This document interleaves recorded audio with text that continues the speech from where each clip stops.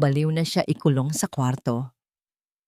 Dati ang mansyong ito ang perpektong tahanan para kay Elena.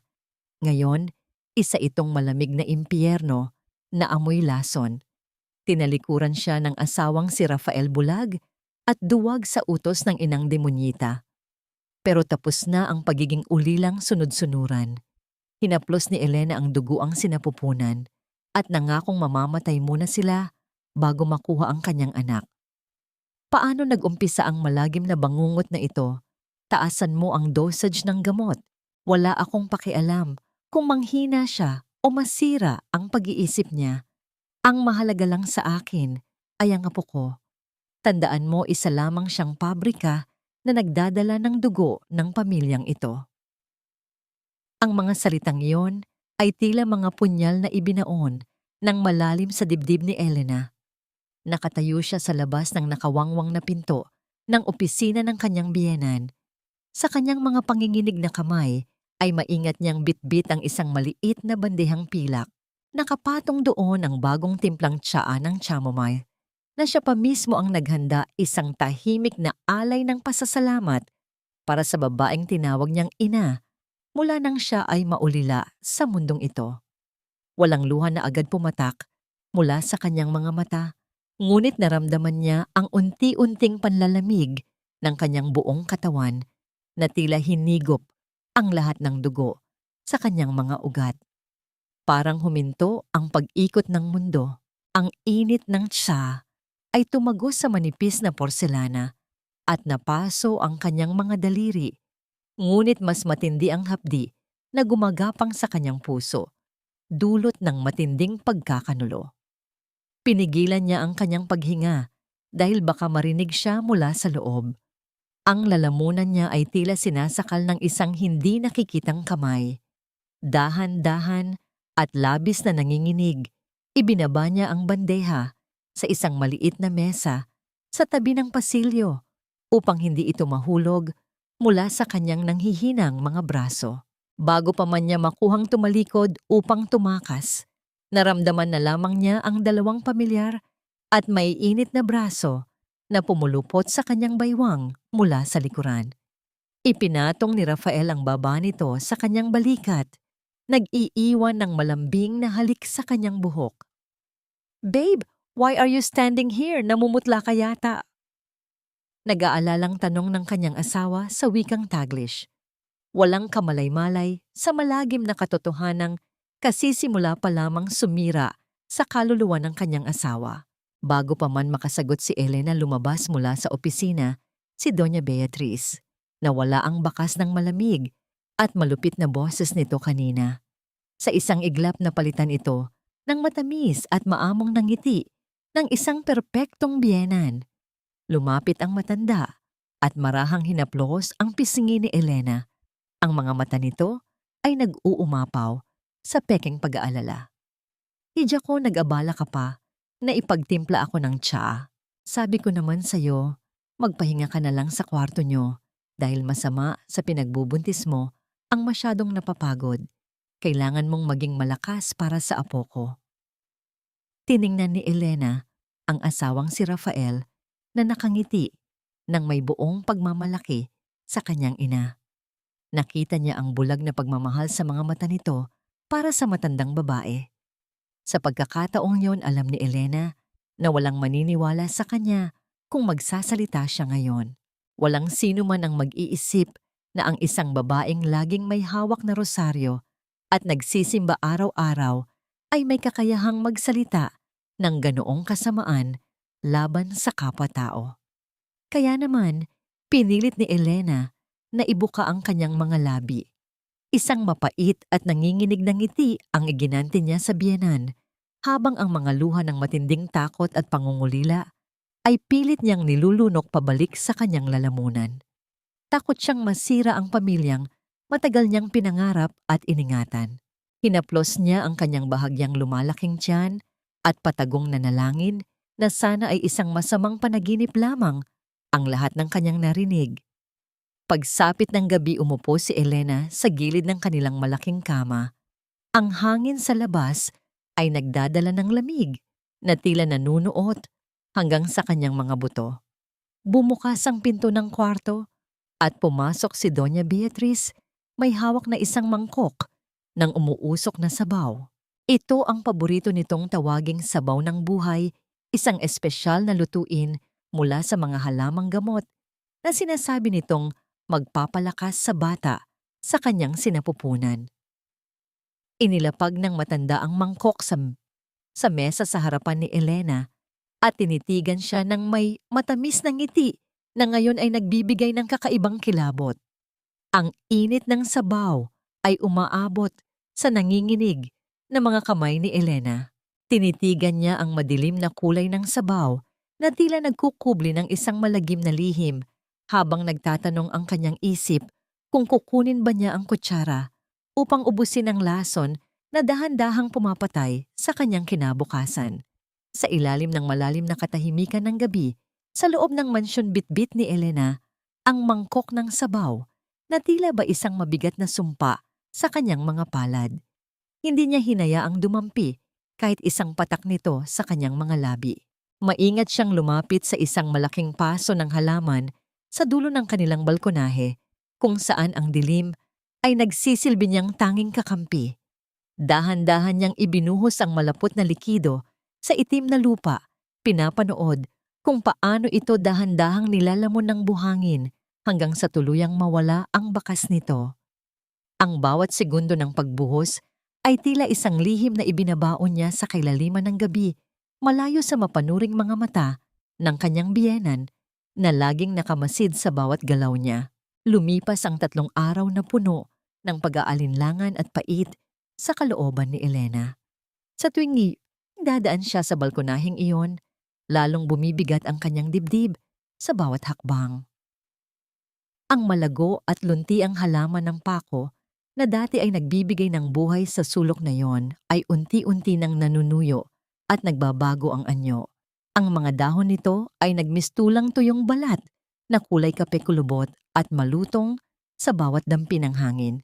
Doon sa harap ng namamatay na halaman, nakumpirma ni Elena ang kanyang pinakamatinding takot na nais niyang itanggi. Kung ang isang halaman na matatag ay nagawang pasukuin at patayin ng sabaw na iyon sa loob lamang ng ilang araw, ano pa kaya ang maaring mangyari sa maliit na buhay na nagsisimula pa lamang mabuo sa loob ng kanyang sinapupunan? Isang hapon, habang wala si Rafael sa bahay at abala si Doña Beatriz sa pag-aasikaso sa kanyang mga panauhin, sa sala, nagpasiya si Elena na lumabas upang makahinga ng sariwang hangin.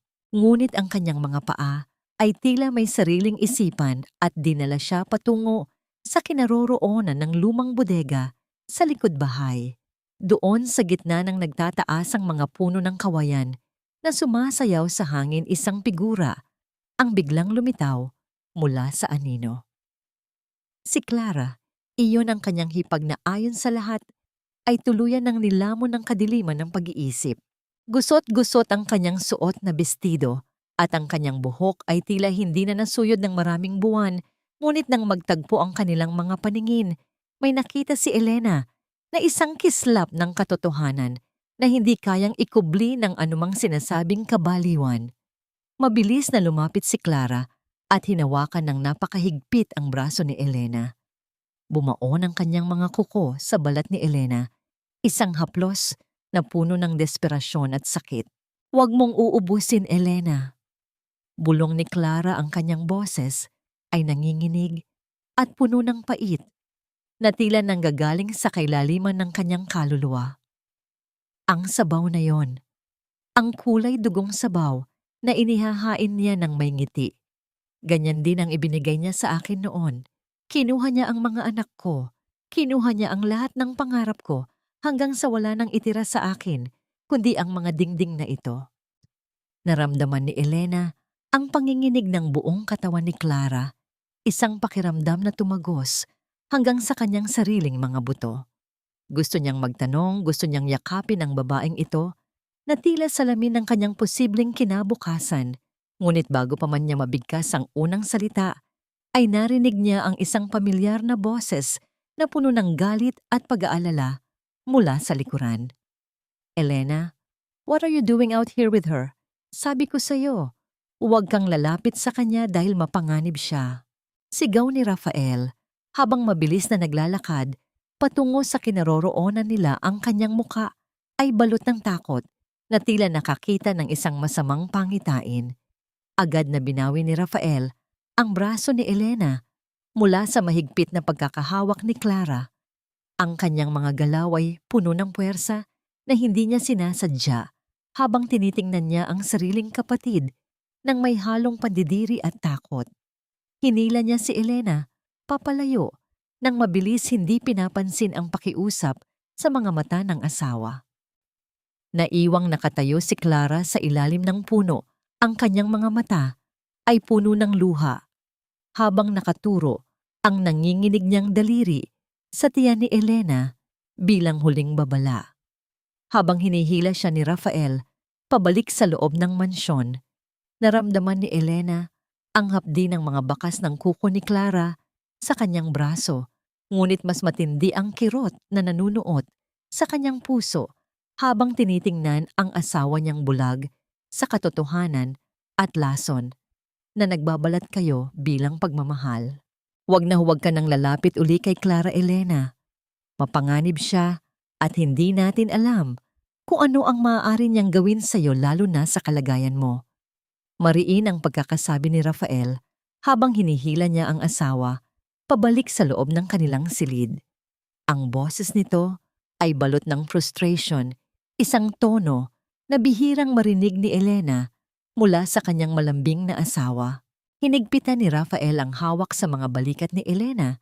Ang kanyang mga mata ay nagmamakaawa na tila ba ang asawa niya ang gumagawa ng mali. Sa bawat salitang binibitawan ni Rafael, nararamdaman ni Elena ang unti-unting paglayo ng loob ng taong tanging inaasahan niyang magtatanggol sa kanya. Rafael, please makinig ka muna sa akin. Hindi ako nagbibiro. Nanginginig ang boses ni Elena habang pilit na hinahanap ang mga mata ng asawa. Yung sabaw na ibinibigay ni Mama, ibinuhos ko yon sa halaman sa balkonahe. Rafael, namatay ang halaman sa loob lang ng 3 araw. Tuyot na tuyot ito na tila ba sinunog mula sa loob. At si Clara, sinabi niya sa akin na ganoon din ang ginawa sa kanya. Sa halip na yakap o pag-unawa, isang malamig na katahimikan ang sumagot kay Elena. Nakita niya ang pagbabago sa mukha ni Rafael, ang paglambot ng kanyang mga mata ay napalitan ng matigas na anyo ng galit. Binitawan ni Rafael ang pagkakahawak sa kanya at humakbang paatras, tila ba diring-diri sa mga paratang na narinig. Elena, stop it. How can you even think of that? Ang mama ang nag-alaga sa akin simula noong mamatay si Papa. Mag-isa niyang itinaguyod ang pamilyang ito. Utang ko sa kanya ang lahat ng mayroon ako, ngayon pati na ang buhay ko. She's doing everything for us, for our baby. Tapos ngayon, pagbibintangan mo siya ng ganyang kalupitan. Ang bawat salita ni Rafael ay tila mga sampal sa mukha ni Elena. You sound like Clara, Elena. Baka nga tama si Mama. Baka masyado lang nadadala ng emosyon ang pagbubuntis mo, kaya kung ano-ano na ang naiisip mo. Naramdaman ni Elena ang panunuyo ng kanyang lalamunan. Ang sakit ng hindi paniwalaan ng sariling asawa ay mas matindi pa kaysa sa anumang lason. Gusto niyang sumigaw, gusto niyang ipakita ang mga bakas ng kuko ni Clara sa kanyang braso bilang ebidensya, ngunit ang luhang kanina pa nagbabadya ay tuluyan ng pumatak. Hindi siya makapagsalita dahil sa bawat hikbi ay tila lalong nadudurog ang kanyang puso. Ang gaslighting na ginagawa ni Rafael, bagaman hindi nito sinasadya, ay tila isang tanikala na lalong nagbabaon kay Elena sa ilalim ng kapangyarihan ni Doña Beatriz. Samantala sa labas ng kanilang nakasarang pinto, isang figura ang nakatayo sa dilim ng pasilyo. Walang tunog na maririnig mula sa kanyang mga hakbang, ngunit ang kanyang presensya ay tila isang madilim na ulap na bumabalot sa buong bahay. Si Doña Beatriz ay nakikinig ng mabuti, ang kanyang mga daliri ay marahang humahaplos sa mga butil ng kanyang rosaryo. Isang matamis at mapait na ngiti ang sumilay sa kanyang mga labi habang naririnig ang pagtatalo ng mag-asawa. Alam niyang nakuha na niya ang katapatan ng kanyang anak at si Elena ay wala nang mapupuntahan. Nang sumapit ang gabi, nabalot ng mabigat na katahimikan ang silid ng mag-asawa. Nakahiga sila sa iisang kama, ngunit tila may isang malawak na karagatan sa pagitan nila. Nakatalikod si Rafael kay Elena, ang kanyang marahang paghinga ay palatandaan ng kanyang pagtulog o marahil ay pag-iwas sa anumang usapan.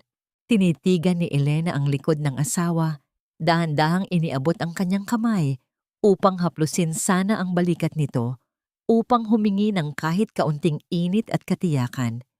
Ngunit bago pa man dumampi ang kanyang mga daliri, sa tela ng damit ni Rafael ay mabilis niyang binawi ang kanyang kamay.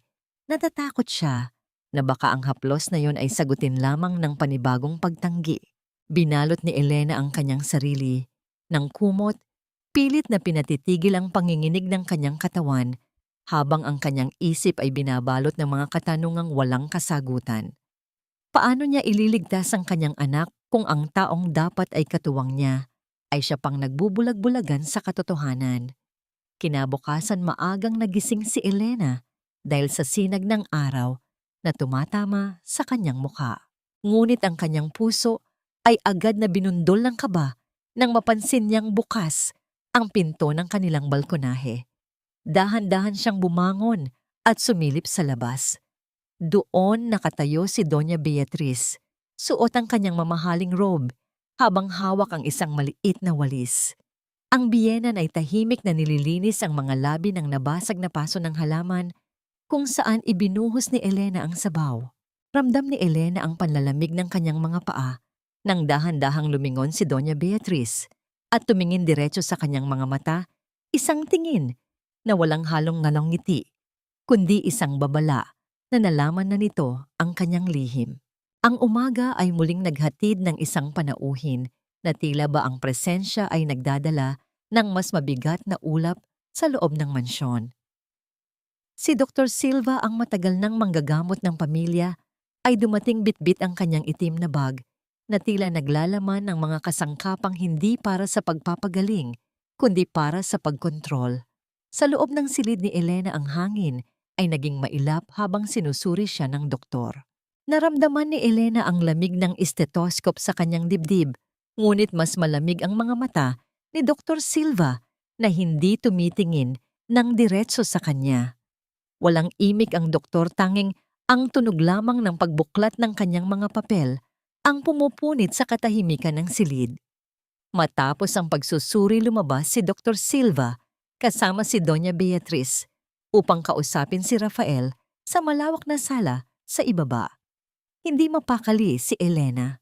Sa kabila ng panghihina ng kanyang mga tuhod, dahan-dahan siyang tumayo at lumapit sa itaas ng hagdanan. Sumandal siya sa malamig na pader. Ang kanyang pisngi ay dumidikit sa matigas na semento habang pilit na pinakikinggan ang mga tinig na nagmumula sa ibaba. Ang bawat salitang kanyang naririnig ay tila isang dahan-dahang pagbaon ng pako sa kanyang sariling kabaong. Rafael, hiyo, kailangan mong maging matatag sa sasabihin ko, simula ni Doktor. Silva, ang boses nito ay puno ng seryosong tono na tila ba may malaking sakuna. Ang mga ikinikilos ni Elena ang kanyang mga hinala at ang sinasabi niyang mga nakikita o naririnig ay mga sintomas ng pregnancy-induced psychosis. Ito ay isang malalang kondisyon kung saan ang pag-iisip ng isang buntis ay nagiging magulo at malayo sa realidad. Naramdaman ni Elena ang paghinto ng pintig ng kanyang puso. Gusto niyang sumigaw, gusto niyang bumaba, at sabihing kasinungalingan ang lahat. Ngunit ang kanyang lalamunan ay tila tinakpan ng makapal na alikabok. Nakita niya mula sa kanyang kinaroroonan kung paano napahawak si Rafael sa kanyang ulo. Ang mga balikat nito ay nanghina at bumagsak. Psychosis, so you mean? Lahat ng sinasabi niya tungkol kay Mama, lahat ng takot niya gawa-gawa lang ng isip niya. Tanong ni Rafael sa boses na puno ng pagkadurog. Tumango si Doktor. Silva habang marahang tinatapik ang balikat ng binata. Sumingit naman si Doña Beatriz, ang kanyang boses ay puno ng pekeng pagsisisi at luha. Patawarin mo ako, Rafael. Hindi ko alam na ganito na pala kalala ang pinagdadaanan ng asawa mo. Akala ko ay pagod lang siya, pero sadyang mapanganib ang kanyang kalagayan para sa kanya at sa baby niyo. Nakita ni Elena kung paano lumuhod si Rafael sa harapan ng kanyang ina. Humagulgol ang kanyang asawa, ibinabaon ang muka sa mga palad ni Doña Beatriz habang humihingi ng tawad. Mama, sorry. Patawarin niyo ako dahil nagdala ako ng ganitong gulo sa inyo. I didn't know.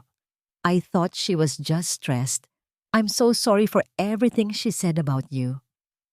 Habang hinahaplos ni Doña Beatriz ang buhok ng kanyang anak, dahan-dahan itong tumingala sa direksyon ng hagdanan. Doon nagtagpo ang kanilang mga paningin. Isang pasimpleng ngisi ang sumilay sa mga labi ng matanda. Isang ngisi ng tagumpay na tanging si Elena lamang ang nakakakita. Ang kawalang katarungan ay tila isang malaking pader na tuluyang naghiwalay kay Elena mula sa mundong kanyang kinagisnan. Sa gitna ng kanyang tahimik na pagluha sa dilim, naramdaman niya ang matinding pangungulila sa katotohanang pinatay na ng mga taong dapat ay nagmamahal sa kanya. Ang katahimikan sa itaas ay biglang naputol nang marinig ni Elena ang mabibigat na hakbang ng mga lalaki na paakyat sa hagdanan. Dalawang malalaking tauhan ng mansyon ang pumasok sa kanyang silid nang walang pasabi. Bit-bit nila ang mga kagamitang bakal at mga bagong trangka. Sinimulan nilang harangan at kandaduho ng bawat bintana ng kanyang silid, tinitiyak na walang kahit anong butas ang maiiwan para sa liwanag o para sa pagtakas. Ang bawat tunog ng bakal na nagtatagpo at ang pagpasok ng susi sa mga bagong trangka ay tila isang hatol ng panghabambuhay na pagkakakulong para sa kanyang kaluluwa. Ang silid na dati ay saksi ng mga pangarap at paglalambing ni na Elena at Rafael ay naging isang malamig at madilim na hawla. Wala ng telepono na magdurugtong sa kanya sa labas. Wala ng boses na magsasabing naniniwala sa kanya. Ang bawat sulok ng silid ay tila lalong sumisikip. Tila ba ang mga pader ay dahan-dahang lumalapit upang tuluyan siyang sakalin sa loob ng katahimikan. Sa labas ng kanyang nakatrangkang pinto, nararamdaman ni Elena ang presensya ni Rafael. Naririnig niya ang bawat mabigat na buntong hininga ng kanyang asawa at ang marahang pagdaiti ng likod nito sa kabilang panig ng kahoy na pinto. Alam niyang naririnig ni Rafael ang kanyang bawat hikbi, ang bawat pagsamo na iligtas siya, ngunit ang asawa niya ay nananatiling bilanggo ng sarili nitong takot at maling paniniwala sa utang na loob. Ang pinto na naghihiwalay sa kanila ay tila naging isang dambuhalang kuta na hindi kayang tibagin ng anumang luha. Tuwing dumarating ang oras ng pagkain, ng tunog ng susi na pumapasok sa trangka ay tila isang hatol ng kamatayan para kay Elena. Pumasok si Doña Beatriz na may dalang bandeha, ang mukha nito ay balot ng isang plastik na pag-aalala na tila isang maskara. Inilapag ng matanda ang pagkain at ang mga tabletas na sinasabi nitong gamot para sa kanyang kondisyon. Sa bawat pagkakataon, hindi umaalis si Doña Beatriz hanggat hindi nakikita ang paglunok ni Elena sa bawat butil ng lason na nagbabalat kayong lunas. Napilitang lunukin ni Elena ang pait habang nakatitig sa mga mata ng biyenan, isang tahimik na labanan ng kalooban sa gitna ng mapanirang pagmamahal ng matanda. Ngunit sa sandaling lumabas ang matanda at marinig ang muling pagkakandado ng pinto, mabilis na dumapa si Elena at idinura ang lahat ng tabletas sa ilalim ng kanyang kama. Idinidiri ang bawat bakas ng mapait na kemikal na nais sumira sa kanyang katinoan. Sa gitna ng kadiliman at pag-iisa, naramdaman ni Elena ang isang marahang sipa mula sa loob ng kanyang sinapupunan. Isang mabilis na daloy ng init ang bumalot sa kanyang puso, isang paalala na hindi lamang ang sarili niyang buhay ang kanyang ipinaglalaban. Ipinatong niya ang kanyang nanginginig na mga palad sa kanyang tiyan at dahan-dahang hinaplos ang maliit na buhay sa loob. Isang mahinang oyayi ang namutawi sa kanyang mga labi, isang himig na puno ng pangako at pag-ibig sa kabila ng kanyang panghihina. Sa sandaling iyon, hindi na siya ang ulilang babaeng naghahanap ng kalinga. Siya ay naging isang inang handang maging kalasag laban sa anumang bagyo. Ang bawat liriko ng kanyang kanta ay tila isang panalangin na lumilipad sa madilim na silid, nagbibigay ng liwanag sa kanyang nagdidilim na pag-asa. Habang nakaluhod sa tabi ng kama, sa ilalim ng malamig na sahig, napansin ni Elena ang isang kakaibang ukit sa kahoy na sahig na bahagyang nakatago sa ilalim ng kama. Ang ukit ay tila mga linyang ginamitan ng matulis na bagay, mga gasgas na tila may nais ipahiwatig. Sa pag-usisa ng kanyang mga daliri sa siwang ng mga tabla, naramdaman niya ang isang bagay na matigas at tuyo. Gamit ang kanyang huling lakas, dahan-dahan niyang sinungkit ang bagay na yon mula sa kailaliman ng sahig. Isang lumang kwaderno ang kanyang nahawakan. Ang mga pahina nito ay nanilaw na sa luma at may amoy ng alikabok ng nakaraan. Ang bawat himaymay ng kanyang katawan ay binalot ng kaba habang dahan-dahan niyang binubuklat ang unang pahina. Tila ba binubuksan niya ang isang pinto patungo sa mga lihim na matagal nang ibinaon sa ilalim ng mansyong ito. Sa ilalim ng malabong liwanag ng nag-iisang bumbilya sa kanyang silid, dahan-dahang binuklat ni Elena ang naninilaw na mga pahina ng kwaderno. Ang amoy ng alikabok at mga nakalimutang pangarap ay humahalimuyak mula sa papel, tila ba binubuhay ang mga alaala ng taong dating nagmamay-ari nito. Ang sulat kamay sa loob ay nanginginig, kung minsan ay halos hindi mabasa dahil sa mga mantsa ng tuyong luha na tila mga sugat sa bawat pahina. Ito ay ang tala-arawan ni Clara, ang babaeng tinawag nilang baliw, ngunit sa bawat salitang binabasa ni Elena, nararamdaman niya ang isang katinuan na puno ng hapais at katotohanan. Isang gabi ng lagim ang bumulaga sa kanyang isipan habang binabasa ang mga detalye kung paano unti-unting nilason ni Doña Beatriz ang isipan at katawan ni Clara. Ipinainom niya muli sa akin ang sabaw. Nakasulat sa isang pahina ang tinta ay tila nagmamadali sa takot. Sinabi niya na para ito sa kalusugan ng aking dinadala, ngunit nararamdaman ko ang paghina ng aking mga binti, ang paglabo ng aking paningin. Gusto niyang mawala ang aking katinuan upang siya ang maghari sa buhay ng aking anak. Nanginginig ang mga daliri ni Elena habang hinahaplos ang mga salitang iyon. Isang malamig na kilabot ang gumapang sa kanyang likuran nang mapagtanto niyang hindi lamang siya ang dumanas ng ganitong paghihirap. Ang silid na kinaroroonan niya ngayon ay ang parehong piitan na ginamit para sa lahat ng mga babaeng naging bahagi ng pamilyang ito, mga inang tiningnan lamang bilang mga kagamitan upang magpatuloy ang kanilang marangyang pangalan. Naramdaman ni Elena ang mainit na daloy ng luha sa kanyang mga pisngi, pumapatak sa mga pahinang may mantsa rin ng luha ni Clara.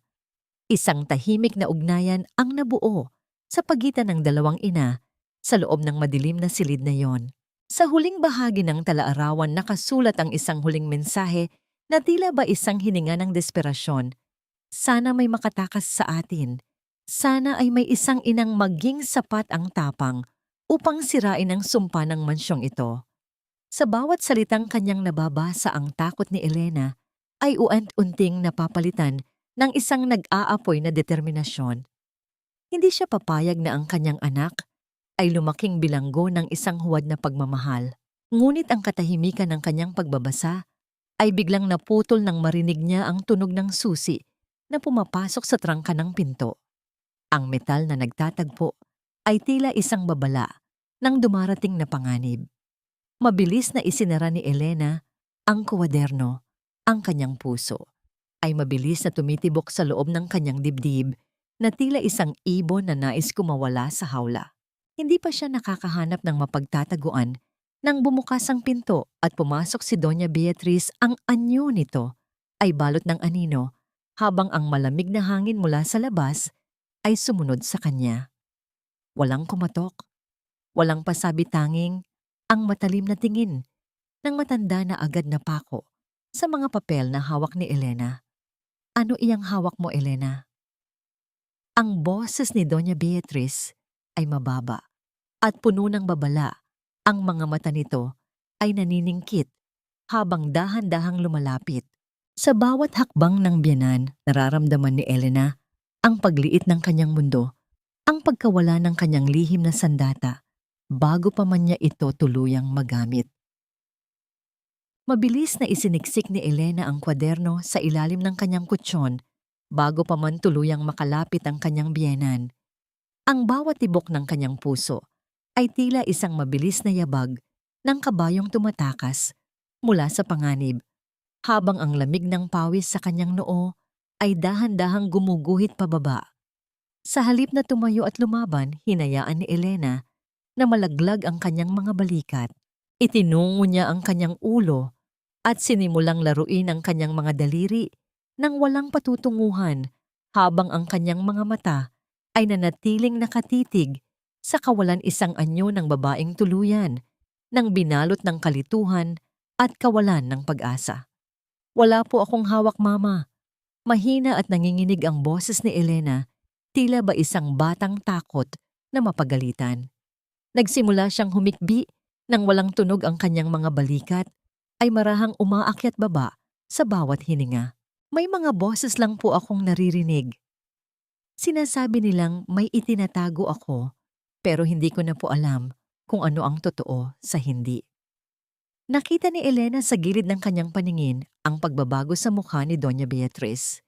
Ang matatalim nitong mata ay dahan-dahang lumambot na palitan ng isang mapanirang tuwa na nagbabalat kayo bilang awa. Ang matanda ay tila nasiyahan sa nakikitang pagkasira ng isipan ni Elena, naniniwalang ang lason na dahan-dahang pumapasok sa katawan ng manugang ay nagtatagumpay na sa wakas. Lumapit ang matanda at marahang hinaplos ang buhok ni Elena, isang haplos na nagbigay sa kanya ng kakaibang kilabot na tila ba may malamig na ahas na gumagapang sa kanyang balat. Hija, huwag kang mag-alala. Narito ang Mama para alagaan ka. Bulong ni Doña Beatriz, ang boses nito ay puno ng tamis na tila nakakalunod. Ganyan talaga ang nangyayari kapag hindi na nakakayanan ng isip ang bigat ng dinadala. Magpahinga ka na lang at huwag mong kalimutang ubusin ang lahat ng ibinibigay ko sa iyo. Nang dumating ang hapon, pumasok si Rafael sa silid upang silipin ang kanyang asawa. Ang kanyang mukha ay balot ng matinding pagod at pagsisisi. Ang mga mata nito ay hindi makatingin nang diretso kay Elena dahil sa bigat ng kinalalagyan nila. Dahan-dahang lumapit si Elena sa kanyang asawa. Ang kanyang anyo ay tila isang anino na lamang ng babaeng dati niyang minahal. Hinawakan ni Elena ang nanginginig na mga kamay ni Rafael. Ang kanyang haplos ay tila isang huling pamamaalam. Rafael, baka ito na ang huling hiling ng asawa mong hindi mo na makilala. Pakiusap ni Elena sa wikang Taglish habang ang kanyang mga mata ay pilit na hinahanap ang katiting na pagmamahal sa mga mata ng asawa. I just want to see the sun, Rafael. Kahit 5 minutes lang sa hardin. Pakiramdam ko ay mamamatay ako sa loob ng 4 na sulok na ito. Please, just this once, bago mo ako tuluyang iwan sa dilim. Naramdaman ni Elena ang paglambot ng puso ni Rafael. Ang matinding utang na loob nito sa ina ay panandaliang natalo ng matinding awa para sa asawang dati ay masayahin, ngunit ngayon ay tila isang lantang bulaklak. Sa kabila ng mahigpit na bilin ni Doña Beatriz na huwag ilalabas si Elena, binuhat ni Rafael ang kanyang asawa at dahan-dahang inalalayan pababa patungo sa hardin sa likod ng mansyon. Habang naglalakad sila, naramdaman ni Elena ang init ng sikat ng araw sa kanyang balat, ngunit ang kanyang isipan ay hindi naroon sa kagandahan ng mga bulaklak. Ang kanyang mga mata ay mabilis na nagmamasid hinahanap ang kinaroroonan ng lumang bodega kung saan ikinulong si Clara. Sa gitna ng kanilang paglalakad, naramdaman niya ang pagkakataon. Isang sandali ng pag-aalinlangan ni Rafael nang may tumawag dito mula sa loob ng bahay. Ginamit ni Elena ang pagkakataong yon upang tumakbo patungo sa dulo ng bakuran. Nakita niya ang maliit na gate na tila naiwang hindi nakasara nang maayos ang pinto patungo sa kinaroroonan ni Clara. Mabilis siyang tumakbo, ang bawat hininga niya ay tila isang panalangin para sa kalayaan. Ngunit bago pa man niya mahawakan ang malamig na bakal ng gate, naramdaman niya ang isang mabigat at malamig na kamay na biglang pumigil sa kanyang balikat mula sa likuran. Isang haplos na hindi kay Rafael, kundi isang haplos na puno ng awtoridad at panganib. Ang malamig na kamay na pumigil sa balikat ni Elena ay hindi ang mga kamay ni Rafael na dati ay nagbibigay sa kanya ng init at seguridad. Sa halip, ang mga daliring ito ay tila mga bakal na sipit na bumaon sa kanyang laman, walang emosyon at puno ng awtoridad. Paglingon ni Elena, tumambad sa kanya ang mukha ni Dr. Silva. Ang manggagamot ay walang anumang bakas ng awa sa kanyang mga mata, tanging isang nakakabinging katahimikan na tila bahatol na sa kanyang kapalaran. Naramdaman ni Elena ang mabilis na pagkaubos ng hangin sa kanyang baga habang ang takot ay dahan-dahang lumalamon sa kanyang pag-asa. Saan ka pupunta, Elena? Hindi ba't sinabi ko na kailangan mo ng sapat na pahinga? Ang boses ni Dr. Silva ay patag, ngunit may dalang bigat na tila isang banta. Sa sandaling iyon, dumating si Rafael na humahangos mula sa kabilang bahagi ng hardin. Nakita ni Elena ang pagkalito at takot sa mga mata ng kanyang asawa. Lumapit si Elena kay Rafael, pilit na kumakawala mula sa hawak ng doktor. Ang kanyang mga kamay ay nanginginig habang hinahawakan ng baro ni Rafael. Ang kanyang boses ay puno ng desperasyon na tila isang taong malulunod na pilit na umaabot sa isang saklay. Rafael, please makinig ka. Nakita ko na ang katotohanan. Nakatago sa ilalim ng kama ko ang isang kwaderno, ang tala-arawan ni Clara. Sinulat niya doon ang lahat. Rafael, nilalason, tayo ng sarili mong ina. Iyon ang dahilan kung bakit nagkakaganito ako, kung bakit nawala ang mga anak ni Clara. Ang mga salita ni Elena ay mabilis na lumalabas, bawat isa ay tila isang pagsamo para sa kanyang buhay at sa buhay ng sanggol. Ngunit bago pa makasagot si Rafael, ay lumitaw si Doña Beatriz mula sa likuran ng mga halaman. Ang matanda ay tila isang sugatang martir, ang kanyang mga mata ay puno ng luha habang nakahawak sa kanyang dibdib. Rafael, anak, naririnig mo ba ang sinasabi niya?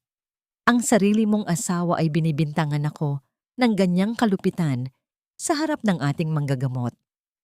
Dr. Silva, ito na ba ang sinasabi nating psychosis? Ang maniwala sa mga gawa-gawa at paninira.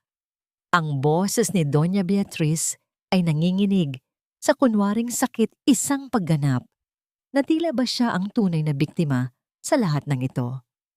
Tumingin si Rafael kay Elena, pagkatapos ay sa kanyang ina at huli ay kay Doktor Silva na marahang tumango bilang kumpirmasyon sa kasinungalingan. Nakita ni Elena ang unti-unting pagtigas ng anyo ni Rafael. Ang pag-aalinlangan sa mga mata nito ay napalitan ng isang malamig na pader ng kawalan ng tiwala. Elena, enough of this. Akala ko ay makakatulong ang paglabas mo, pero lalo ka lang lumalala. Ang boses ni Rafael ay puno ng pagkadismaya at pait. Iniiwas nito ang kanyang tingin sa asawa, isang kilos na tila ba tinatapon na ang lahat ng kanilang pinagsamahan. Bantayan niyo siya.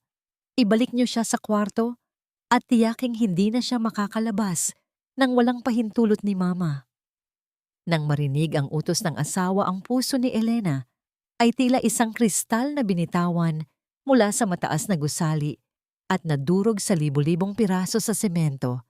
Hindi niya mapaniwalaan na ang taong pinag-alayan niya ng kanyang buong buhay ay mas pipiliin ang isang kasinungalingan kaysa sa kanya. Sa gitna ng matinding sakit at galit, itinaas ni Elena ang kanyang kamay at nang walang pag-aalinlangan ay dinala ang kanyang palad sa pisngi ni Rafael. Ang tunog ng balat na tumama sa balat ay tila pumunit sa katahimikan ng hardin, isang simbolismo ng tuluyang pagkaputol ng kanilang ugnayan bilang mag-asawa. Walang imik na hinawakan ni Rafael ang kanyang pisnging namumula, ngunit hindi pa rin ito tumingin kay Elena. Sa halip hinayaan nito ang mga gwardiya na lapitan si Elena at hawakan ang kanyang mga braso upang kaladkarin pabalik sa mansyon. Ang bawat hakbang papalayo ay tila isang dahan-dahang paglubog ni Elena sa isang madilim na balon. Ang kanyang mga pagsamo ay napalitan ng isang nakakabinging katahimikan. Ang tanging maririnig lamang ay ang tunog ng kanyang mga paa na sumasayayad sa tuyong damo habang pilit siyang ibinabalik sa kanyang bilangguan. Nang muling maisara ang pinto ng kanyang silid at marinig ang tunog ng bakal na nagtatagpo upang ikandado ang kanyang mundo, bumagsak si Elena sa sahig. Nararamdaman niya ang matinding panghihina ng kanyang buong katawan, tila ba ang lahat ng kanyang lakas ay hinigop ng matinding kawalan ng pag-asa. Ngunit sa gitna ng kanyang pagluha sa malamig na sahig, naramdaman niya ang isang matinding kirot na gumagapang sa kanyang ibabang bahagi ng katawan. Napatingin si Elena sa kanyang puting bestido at doon sa gitna ng malinis na tela ay dahan-dahang gumuguhit ang isang maliit na mantsa ng kulay, pulang dugo, tila isang babala na ang kanyang ipinaglalaban ay unti-unti nang bumibigay sa ilalim ng bigat ng malupit na tadhana. Sa gitna ng madilim at malamig na silid, tinitigan ni Elena ang mantsa ng dugo sa kanyang puting bestido na tila ba isang hudyat ng kamatayan. Sa bawat tibok ng kanyang puso, naramdaman niya ang matinding takot na baka mawala ang kaisa-isang dahilan ng kanyang pananatili sa mundong ito. Ngunit sa sandaling iyon, sa halip na sumuko sa malalim na pighati, isang kakaibang lakas ang dahan-dahang gumapang sa kanyang mga ugat. Pinahid niya ang kanyang mga luha ng buong diin, tila ba kasabay ng pag-agos ng luha ay ang pag-alis din ng kanyang kahinaan. Hindi siya maaring mamatay rito at higit sa lahat, hindi niya hahayaang mamatay ang kanyang anak sa ilalim ng kapangyarihan ng isang halimaw. Maingat na humiga si Elena, sa sahig itinataas ang kanyang mga binti at pilit na pinatitigil ang kanyang nanginginig na paghinga upang pakalmahin ang kanyang katawan. Ginamit niya ang bawat kaalamang natutunan niya noong siya ay nasa bahay ampunan pa, ang pagtitimpi, ang pag-aalaga sa sarili sa gitna ng kakulangan at ang pananatiling tahimik sa harap ng unos. Sa loob ng ilang oras na puno ng dusa at panalangin, unti-unting humupa ang kirot sa kanyang sinapupunan. Nang masiguro niyang tumigil na ang pagdurugo, dahan-dahan siyang bumangon. Ang kanyang mga mata na dati ay puno ng pagsamo ay napalitan ng isang nakamamatay na katahimikan. Ang dating tupa ay dahan-dahang nagbabagong anyo bilang isang leon na handang pumatay para sa kanyang anak. Tiningnan ni Elena ang kalendaryong nakasabit sa dingding. 3 araw na lamang at sasapit na ang malaking pista para sa kaarawan ni Doña Beatriz. Alam ni Elena na ito na ang kanyang huling pagkakataon. Sinimulan niyang ihanda ang kanyang sarili. Lihim niyang itinago ang talaarawan ni Clara. Sa loob ng kanyang suot, itinatali ito ng mahigpit sa kanyang baywang. Nagsimula rin siyang mag-ipon ng mga matutulis na bagay na maaari niyang makuha sa loob ng silid. Isang hairpin ang matulis na dulo ng isang kutsara na dahan-dahan niyang kiniskis sa semento hanggang sa maging matalas. Ang bawat kilos niya ay tila isang ritual ng digmaan. Walang emosyon, walang takot, tanging determinasyon lamang. Kinagabihan naramdaman ni Elena ang isang pamilyar na presensya sa labas ng kanyang pinto. Walang tunog ng pagsasalita, ngunit alam niyang si Rafael iyon. Dahan-dahang lumapit si Elena at isinandal ang kanyang ulo sa malamig na kahoy ng pinto. Sa kabilang panig naramdaman din niya ang pagdaiti ng ulo ni Rafael. Ang pinto na gawa sa matigas na nara ang tanging naghihiwalay sa kanilang dalawa, isang harang na binuo ng kasinungalingan at maling utang na loob. Elena, I'm so sorry, bulong ni Rafael. Ang kanyang boses ay basag at puno ng matinding pagsisisi. Sana mapatawad mo ako. I'm just doing this for your safety, for our baby. Sabi ni Mama, kailangan mo lang magpagaling. Nararamdaman ni Elena ang init na nagmumula sa kabilang panig ng pinto. Ang init ng katawan ng lalaking dati ay kanyang kanlungan. Gusto niyang sumigaw, gusto niyang sabihing, iligtas mo ako. Ngunit pinili niyang manahimik. Ang pag-ibig na nararamdaman niya para kay Rafael ay tila isang malayo ng alaala na tabunan ng sakit ng pagkakanulo. Hinaplos ni Elena ang ibabaw ng pinto. Tila ba hinahaplos niya ang pisngi ni Rafael sa huling pagkakataon bago niya tuluyang itanim sa kanyang isip na mula ngayon siya na lamang at ang kanyang anak ang magkakampi. Isang tahimik na sandali ng koneksyon ang namayani sa gitna ng kanilang pagkakahiwalay, isang kilig na may halong pait, isang pagmamahal na unti-unti nang nilalamon ng dilim. Nang tuluyan nang umalis si Rafael at bumalik ang nakakabinging katahimikan sa pasilyo, isang maliit na bagay ang biglang sumulpot mula sa ilalim ng pinto. Isang piraso ng papel na may nakatuping posporo sa loob. Sa itaas ng papel ay may guhit ng isang maliit na apoy at sa ibaba nito ay nakasulat ang isang salitang nagpabilis sa tibok ng puso ni Elena, liyab. Alam ni Elena na iyon ay galing kay Clara. Ang mensahe ay malinaw, ang oras ng paghihiganti ay dumarating na at ang buong mansyon ay nakatakdang mabalot sa init ng katotohanang matagal nang itinago sa dilim. Dumating na ang araw ng engranding pista para sa kaarawan ni Doña Beatriz, isang pagdiriwang na tila ba itinalaga upang ipakita sa buong bayan ang kapangyarihan at karangyaan ng kanyang pamilya. Sa ibaba ng mansyon, maririnig ang mahinang himig ng mga musikero at ang tawanan ng mga panauhing nagmula pa sa malalayong lugar. Sa loob ng kanyang silid-bihisan, nakatitig si Doña Beatriz sa salamin, suot ang kanyang pinakamahal na kwintas na brilyante na kumikinang sa ilalim ng liwanag ng mga chandelier. Ang bawat haplos niya sa kanyang sarili ay puno ng pagmamalaki. Naniniwalang siya na ang reyna ng kanyang sariling kaharian at wala ng sinumang makakapagpabagsak sa kanya, lalo na ang isang ulilang babaeng kanyang ikinulong sa dilim. Sa itaas na bahagi ng mansyon sa loob ng kanyang madilim na silid, tahimik na naghahanda si Elena. Ang kanyang mga kamay ay nanginginig, ngunit ang kanyang paningin ay matalas at puno ng determinasyon. Kinuha niya ang hairpin na kanyang itinago at ang posporong iniwan ni Clara, gamit ang mga kasanayang natutunan niya noong siya ay musmus pa lamang sa bahay ampunan, ang mga teknik na dati ay ginagamit niya upang kumuha ng kaunting pagkain sa kusina.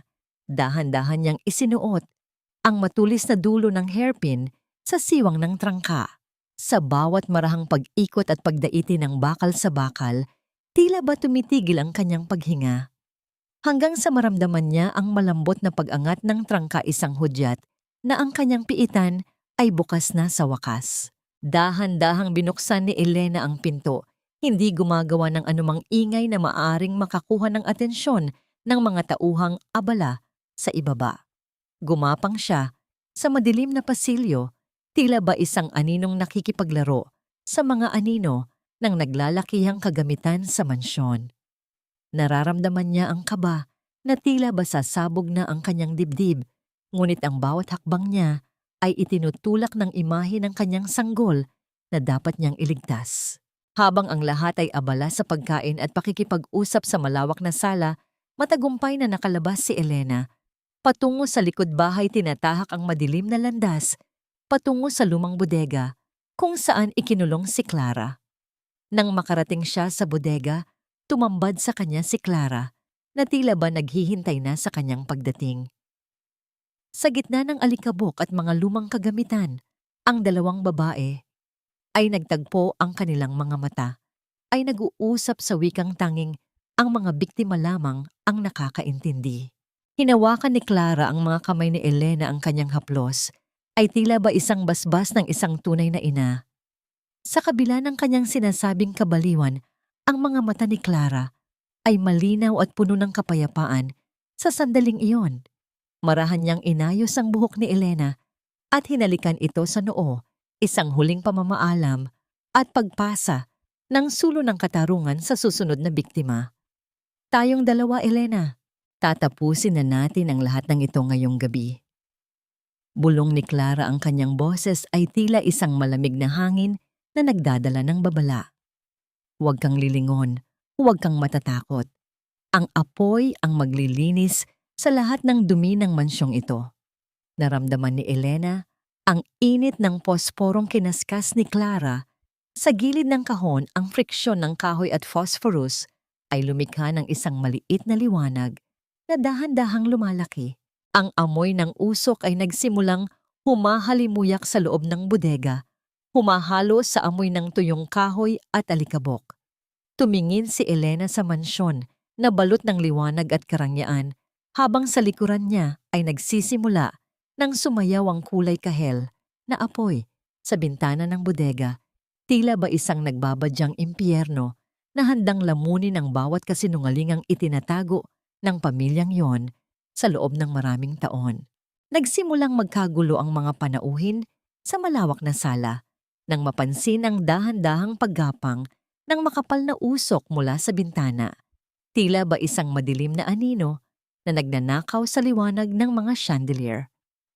Ang dating puno ng tawanan na paligid ay napalitan ng pagkalito at takot, habang ang amoy ng sunog na kahoy ay nagsisimulang humahalimuyak sa hangin. Sa gitna ng kaguluhang ito, ang lahat ng mata ay napako sa itaas ng grand staircase. Doon dahan-dahang bumababa si Elena. Ang kanyang puting bestido ay punit-punit at puno ng dumi, ang kanyang buhok ay magulo. Ngunit ang kanyang tindig ay tila ba isang rain na handang bawiin ang kanyang kaharian. Hawak niya ng napakahigpit ang naninilaw na kwaderno ni Clara. Tila ba ito ang tanging sandata na magliligtas sa kanya mula sa kapahamakan. Elena, what are you doing here? Guards, dalhin niyo siya sa itaas. She's having an episode again. Sigaw ni Doña Beatriz, ang kanyang boses ay nanginginig, hindi dahil sa takot sa sunog, kundi dahil sa takot sa katotohanang dala ni Elena. Pilit itong ngumingiti sa kanyang mga panauhin, mga alkalde pari at malalaking negosyante, habang sinusubukang magkunwari na ang lahat ay nasa ilalim pa rin ng kanyang kontrol. Pasensya na po kayo, sadyang malala na ang mental state ng manugang ko. Ngunit hindi natinag si Elena. Huminto siya sa gitna ng hagdanan, tinitingnan ng lahat, nang may matapang at malinaw na paningin. Sa bawat salitang binitawan niya, tila ba tumitigil ang pag-ikot ng mundo para sa mga nakikinig. Hindi ako baliw, at hindi rin baliw si Clara. Ang boses ni Elena ay umaalingaw-ngaw sa buong mansyon, puno ng pait at katarungan. Ang lahat ng sakit, ang lahat ng pagkawala ng aming mga anak ay dahil sa babaeng yan, dahil sa lason na inihahalo niya sa aming pagkain sa loob ng maraming taon. Dahan-dahang binuklat ni Elena ang talaarawan at sinimulang basahin ng malakas ang mga nakasulat doon, ang mga petsa, ang mga dosage ng gamot na ipinag-uutos ni Doña Beatriz at ang mga huling salita ng pighati ni Clara bago ito tuluyang ikulong. Sa bawat talata, ang mga panauhin ay nagsimulang magbulungan, ang kanilang mga mukha ay balot ng pagkabigla at pandidiri, habang ang maskara ng kabanalan ni Doña Beatriz ay unti-unting nadudurog sa harap ng lahat. Nakita ni Elena si Doktor Silva na pilit na sumisingit sa karamihan upang tumakas, ngunit hinarang ito ng ilang mga kalalakihan na tila ba nakuha na rin ng katotohanan ang kanilang katinuan. Sa sandaling iyon, Mula sa likuran ng makapal na usok sa pintuan, lumitaw ang isang figura na tila ba nagmula sa kabilang mundo. Si Clara ay naglakad papasok sa sala. Ang kanyang anyo ay puno ng mga peklat ng nakaraan, ngunit ang kanyang mga mata ay nag-aapoy sa galit at katarungan. Itinuro niya ang nanginginig na daliri kay Doña Beatriz, kinukumpirma ang bawat salitang binasa ni Elena. Ang lahat ng mata ay muling bumaling sa matanda, na ngayon ay tila ba isang maliit at kaawa-awang nilalang na wala nang mapagtataguan sa gitna ng liwanag ng katotohanan. Tumingala si Elena at nakita si Rafael na nakatayo sa isang sulok. Ang mukha nito ay puting-puti na tila ba nakakita ng multo. Ang bawat salita ni Elena ay tila mga palasong tumatama sa puso ni Rafael. Winawasak ang lahat ng kanyang pinaniniwalaan tungkol sa kanyang sariling dugo. Ang nakakabinging katahimikan sa loob ng sala ay mas nakakakilabot kaysa sa anumang sigaw, isang katahimikang nag-aantay kung sino ang unang tatalikod at kung sino ang mananatiling tapat sa gitna ng nagaganap na paghuhukom. Tinitigan ni Rafael ang kanyang ina, ang babaeng itinuring niyang tanging sandigan at kuta sa mahabang panahon. Sa bawat guhit ng mukha ni Doña Beatriz, nakikita niya ang mga taon ng sakripisyo, ang mga gabing ipinagpuyat nito upang itaguyod ang kanilang marangyang pangalan. Ngunit nang bumaling ang kanyang paningin kay Elena, nakita niya ang isang katotohanang mas masakit pa sa anumang sugat. Nakita niya ang isang inang tumayo nang mag-isa sa gitna ng dilim, ang isang asawang binaliwala niya ang mga pagsamo habang siya ay nagpapakabulag sa tinatawag niyang utang na loob. Nararamdaman ni Rafael ang paninikip ng kanyang sariling dibdib, tila ba ang bawat haplos ng kanyang ina, simula pagkabata, ay mga tanikalang bakal na unti-unti nang sumasakal sa kanyang kaluluwa. Rafael, anak, huwag kang maniwala sa kanila. I did everything for you. Para sa dangal ng pamilya natin, para sa kinabukasan mo. Ang boses ni Doña Beatriz ay puno ng desperasyon. Ang kanyang mga mata ay nagpapaawa habang nakahawak sa kanyang dibdib, muling ginagamit ang kanyang kahinaan bilang sandata. Piliin mo ako, Rafael, ang pamilyang nagpalaki sa iyo o ang baliw na babaeng iyan na sinisira ang lahat ng pinaghirapan natin. Nanatiling nakatitig si Rafael sa kanyang ina, ngunit sa pagkakataong ito, hindi na siya ang batang sunod-sunuran.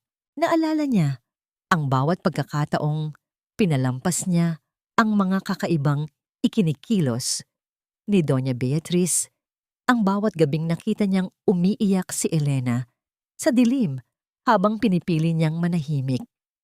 Ang bigat ng katotohanan ay tila isang dambuhalang alon na tuluyang bumura sa lahat ng kanyang pag-aalinlangan. Dahan-dahan siyang humakbang papalapit kay Elena. Ang bawat yapak niya sa sahig ng mansyon ay tila pagbasag sa mga anino ng nakaraan. Nang makalapit siya, hinawakan ni Rafael ang nanginginig na kamay ni Elena. Ramdam niya ang lamig ng balat ng asawa, ngunit hinigpitan niya ang kanyang hawak. Pilit na ibinibigay ang lahat ng init at proteksyong ipinagkait niya rito ng matagal na panahon. Hinarap ni Rafael ang kanyang ina, ang kanyang tindig ay matuwid at puno ng bagong silang na tapang. Hindi utang na loob ang pagbenta ng sarili kong kaluluwa, Mama, at hindi pagmamahalang saktan at lasunin ang pamilyang binuo ko. Ang boses ni Rafael ay matatag, walang bakas, ng pag-aalinlangan sa wikang Taglish na nanggagaling sa kailaliman ng kanyang puso. Pinipili ko si Elena. Pinipili ko ang anak ko. Tapos na ang panahong nagbubulag-bulagan ako sa ilalim ng kapangyarihan niyo. Sa mga salitang yon, tila ba nawalan ng lakas si Doña Beatriz. Bumagsak ang matanda sa malamig na sahig ng sala. Ang kanyang mga hikbi ay tila ba isang huling pagganap sa isang dula-dulaang wala nang nanonood. Ang mga panauhin ay dahan-dahang nagsimulang lumayo. Iniiwan ang matanda sa gitna ng kanyang sariling kahihiyan. Wala nang humawak sa kanya, wala nang nakinig sa kanyang mga pagsamo, habang ang usok mula sa nasusunog na bodega ay dahan-dahang bumabalot sa buong mansyon. Tila ba nililinis ang bawat sulok ng kasamaan. Hinarap ni Rafael si Elena at marahang ibinaon ang kanyang muka sa leeg nito. "Patawad, Elena. Patawarin mo ako." Bulong niya sa gitna ng kanyang paghikbi, isang tunog ng pagsisisi na tila ba nagpapagaling sa bawat sugat sa puso ni Elena. Naramdaman ni Elena ang pagbabalik ng init sa kanyang puso, ang kilig ng muling pagkabuo ng kanilang tiwala sa kabila ng lahat ng dusa. Itinaas ni Elena ang kanyang kamay at dahan-dahang hinaplos ang buhok ni Rafael, isang senyales ng pagtanggap sa kanyang pagbabalik. Hawak kamay silang lumakad, papalabas ng mansyon. Iniiwan ang lahat ng ari-arian, ang lahat ng yaman na amoy lason at usok. Wala silang dalang anuman, kundi ang isa't isa at ang buhay na nasa sinapupunan ni Elena. Sa labas ng tarangkahan, narinig nila ang tunog ng mga sirena ng pulis na papalapit ang mga asul at pulang liwanag ay dahan-dahang pumuputol sa kadiliman ng gabi. Ang bawat hakbang nila papalayo sa mansyon ay tila isang pagtakas mula sa isang mahabang bangungot patungo sa isang kinabukasang wala pang katiyakan ngunit puno ng liwanag ng katotohanan. Ang mga sasakyan ng mga awtoridad ay dumarating sa bukana ng mansyon ng kanilang mga asul at pulang liwanag ay kumukutitap at nagbibigay ng kakaibang anyo sa madilim na paligid. Habang binibitbit ang katarungang matagal nang ipinagkait, nakita ni Elena kung paano inalalaya ng mga pulis si Dr. Silva. Papalabas ang kanyang muka ay balot ng kahihiyan habang ang kanyang mga kamay ay nakatago sa likod ng mga bakal na panyapak. Sa kabilang banda, si Doña Beatriz ay nananatiling nakaupo sa malamig na semento ng kanilang malawak na driveway. Ang kanyang mamahaling bestido ay punit-punit na at ang kanyang buhok ay tila ba isang lanta at tuyong damo sa gitna ng unos. Wala na ang dating ningning sa kanyang mga mata, tanging isang malalim at bakanting titig na lamang ang natira habang pinapanood ang pagguho ng kanyang sariling imperyo. Sa gitna ng kaguluhang iyon, isang puting sasakyang medikal ang dahan-dahang pumarada sa tapat ni na Elena at Rafael. Inalalayan ng mga nurse si Clara, papalabas mula sa nasusunog na bahagi ng bakuran. Hindi na siya ang babaeng nakatali at nakakulong sa dilim. Bagaman mahina pa ang kanyang mga binti, ang kanyang mga mata ay nagpapakita na ng isang kislap ng katinuan na matagal nang ninakaw sa kanya. Huminto ang sasakyan sa harap ni na Elena. Ngumiti si Clara, isang nangiti na tila ba nagsasabing sa wakas ay malaya na ang kanyang kaluluwa mula sa mga anino ng mansyong yon. Hinawakan ni Elena ang kamay ng kanyang hipag. Sa huling pagkakataon, isang tahimik na pangako na hindi na nila kailanman hahayaang mabalot muli ng dilim ang kanilang mga buhay. Nang dahan-dahang umalis ang sasakyan patungo sa isang maayos na pasilidad upang tuluyang magpagaling, naramdaman ni Elena ang isang malalim na kagaangan sa kanyang dibdib. Tumingin si Rafael sa malaking mansyon na ngayon ay balot na ng usok at puno ng mga taong naglalabas-pasok para sa investigasyon. Ang lahat ng karangyaan, ang lahat ng yaman na dati ay tila ba pinakamahalagang bagay sa mundo, ay tila naging mga abo na lamang sa kanyang paningin. Wala siyang dinala kahit isang sentimo mula sa kaban ng kanyang ina. Hawak lamang ang isang maliit na bag na naglalaman ng kanilang mga simpleng damit. Inalalayan niya si Elena patungo sa highway. Sumakay sila sa isang ordinaryong bus, ang uri ng sasakyang kailanman ay hindi inakalang sasakyan ng isang tagapagmana ng pamilyang yon. Umupo sila sa pinakalikod, malayo, sa ingay ng mansyon, habang ang bus ay dahan-dahang gumagalaw papalayo sa probinsyang naging saksi ng kanilang dusa. Isinandal ni Elena ang kanyang ulo sa balikat ni Rafael, ang kanyang mga mata ay nakatingin sa labas ng bintana. Habang ang bus ay bumabaybay sa kahabaan ng kalsada, ang kadiliman ng gabi ay dahan-dahang pinapalitan ng kulay kahel at lila na liwanag ng bukang liwayway. Ang pagsikat ng araw ay tila isang bagong pahina na nagbubukas para sa kanilang dalawa, isang buhay na wala mang yaman, ngunit punong-puno naman ng katotohanan at tunay na pag-ibig. Naramdaman ni Elena ang kamay ni Rafael na marahang humahaplos sa kanyang mga daliri, isang ugnayan na tila ba nagsasabing kahit anong hirap ang kanilang harapin, hinding-hindi na nila bibitawan ang isa't isa. Ang bawat tibok ng puso ni Elena ay tila sumasabay sa banayad na paggalaw ng bus, isang nay ng kapayapaang matagal na niyang hinahangad. Isang buwan ang mabilis na lumipas mula nang lisanin nila ang mansyon. Sa loob ng isang maliit at payak na silid, sa isang malayo at tahimik na bayan, ang katahimikan ng gabi ay pinutol ng isang malakas at masiglang tunog ng buhay. Ang unang iyak ng isang sanggol ay umaling-awngaw sa buong silid, isang tunog na nagpahinto sa mundo ni na Elena at Rafael. Habang inilalagay ng nurse ang maliit na bata sa dibdib ni Elena, ang mga luha ng matinding kaligayahan ay tuluyan ng pumatak mula sa kanyang mga mata.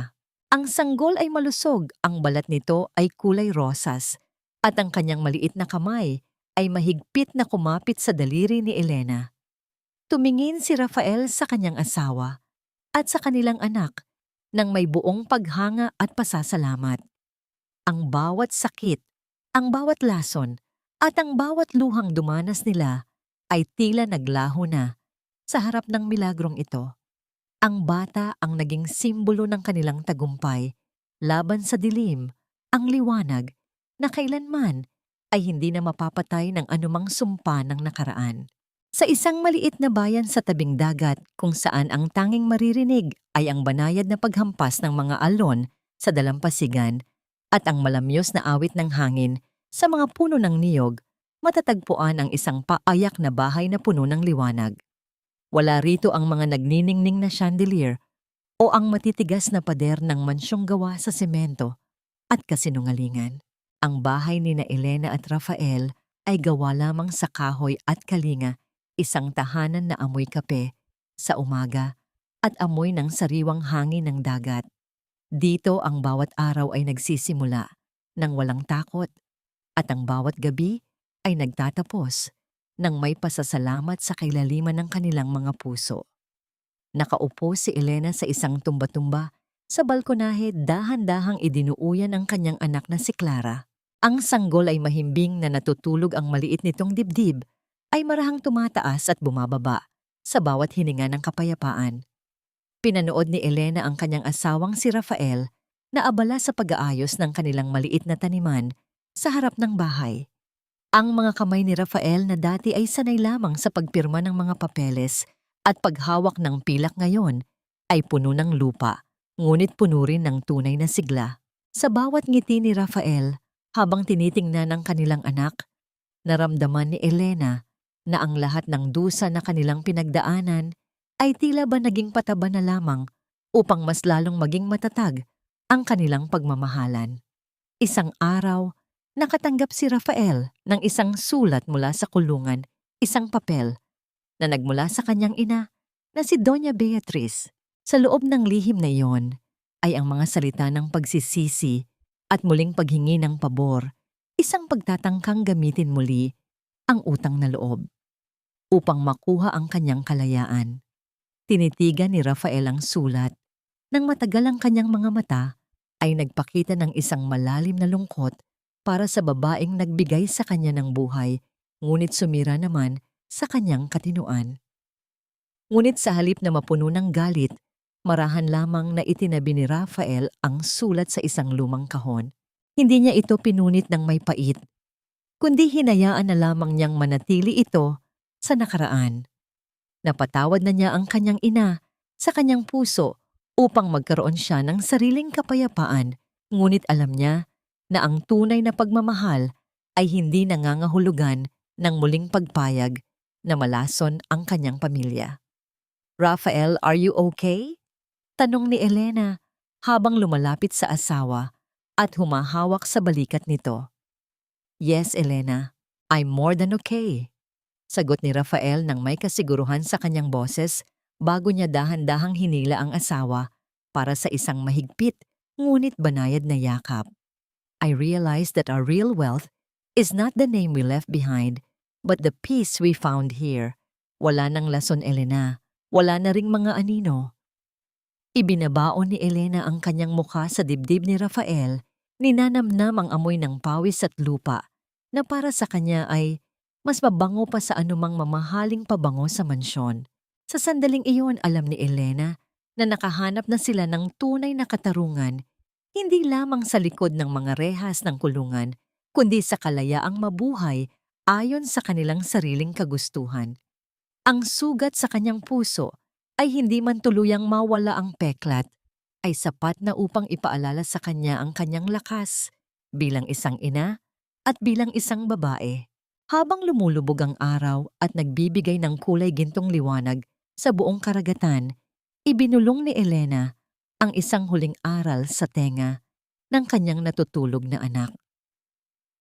Clara, laging mong tandaan, ang tunay na pamilya ay hindi sinusukat sa dami ng ginto o sa bigat ng utang na loob. Ang tunay na tahanan ay matatagpuan sa pag-ibig na nagpapalaya, nagtatanggol sa katotohanan, at kailanman ay hindi nangangailangan ng pananahimik ng iyong sariling boses. Sa huling sulyap ni Elena sa malawak na dagat, nakita niya ang sarili niyang refleksyon sa tubig, isang babaeng hindi na biktima, kundi isang inang nagtagumpay. At sa gitna ng katahimikan ng dapit hapon, ang tanging nanatili ay ang pag-asa na ang bawat bukas ay magiging kasing linaw ng tubig sa dalampasigan, malayo sa anumang nakdok na nagtatago sa likod ng isang ng grid pamos kakahimin.